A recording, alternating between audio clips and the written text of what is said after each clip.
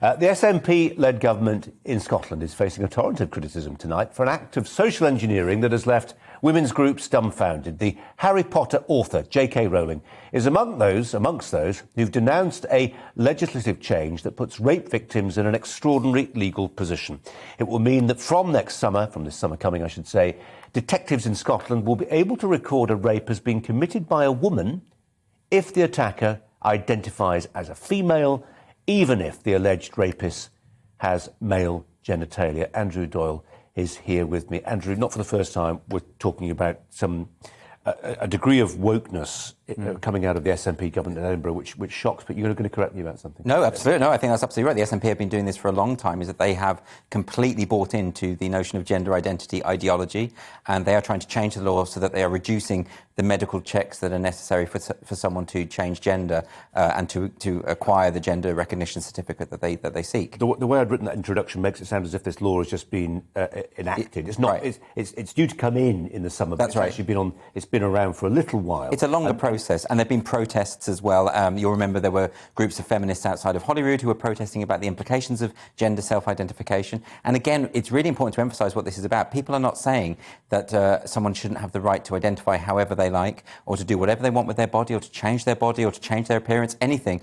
This is not what people are saying. What they're saying is that if you institute a new law that says that you can simply declare yourself to be the opposite sex without medical checks... certificate from a doctor. Yeah, exactly. If you can just simply do that and therefore gain access to women-only spaces such as prisons, such as domestic violence refuge centres, such as single-sex accommodation in hospitals, all of these kind of things, then that does present a security safeguarding risk to women and girls. That's what people are saying. This is getting conflated. The SNP have handled this appallingly, because what they tend to do is, instead of engaging with people and saying, let's listen to your concerns, they will demonise anyone who presents a counter view, and that's been happening to feminists a lot. So this is just the latest of a series of events that have happened, but this one is particularly egregious because we see this and we're like, so the police are now going to be recording women as rapists, whereas by law, of course, you need to have male genitalia in order to rape, and that means that all rapists by law are men. So this idea that they're going to do this is baffling to most people. It's absolutely not helpful. And as you've seen,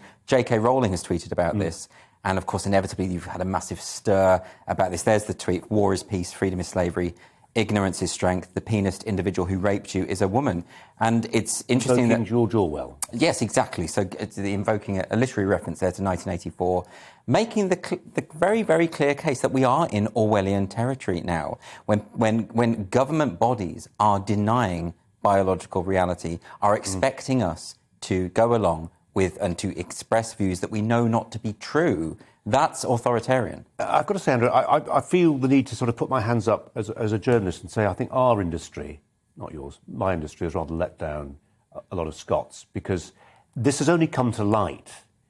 I think it was The Sun on Sunday were reporting that a former SNP minister, Justice Minister, who's now in Alex Salmond's party, had written to Police Scotland for clarification on this. That shouldn't be how this sort of thing comes out. I mean, yes, it's good. I'm glad the Scottish Sun managed to get this story, but it feels a very odd way to go around something of critical importance to the wider public. But I think a lot of elements of the media don't consider this to be all that important, because they too have bought... Or Scotland, frankly. Or Scotland is in a particular state when it comes to this stuff, because they have bought in to this ideological worldview, which most people do not share. Yeah. And there's this strange corollary that comes along with this worldview, which is this sense in which anyone who challenges it must be doing so from a position of bigotry and evil and hate.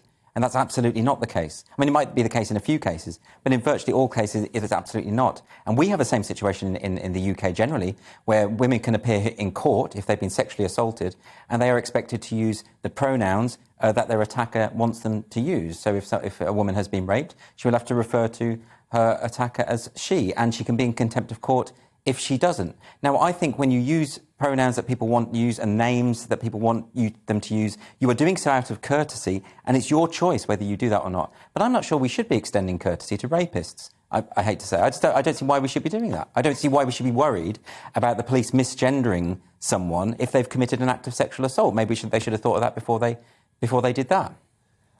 Let's just got a couple of minutes for another story that caught my eye today. Actually, a couple of days ago, The Guardian reporting that police forces in the UK will put up their hands and say we are institutionally racist, a phrase that was coined under the Macpherson report, Yes. under the inquiry into the murder of Stephen Lawrence. Why?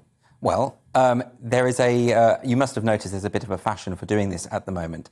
Corporations are doing it, universities are doing it, they're putting their hands up, schools are doing it, saying we are institutionally racist. Now, it is perfectly possible for an institution to have practices and elements built into the system that are racist, and those always need to be addressed. But often when people are making this declaration, it is merely performative because it is perceived to be the thing that people want to hear. When Princeton University did this the other year, the Department of Education in America said, well, maybe we won't fund you. Maybe we'll have to launch an investigation because, of course, racism is illegal, right? So, and then Princeton had to backtrack and say, well, we don't really mean that we're racist, but we are racist. They put themselves in an impossible bind because they don't really mean it. Now, if the police are going to say, if there are racist, institutional racist and systemic racist policies in the police force, I want to know about them and I want them ironed out. But I want to know who put them there and why. The truth is, there may not be. There may not be. I mean, they seem to be suggesting that their staff are racist and their policies are racist, but they don't really mean it. This is my problem with it.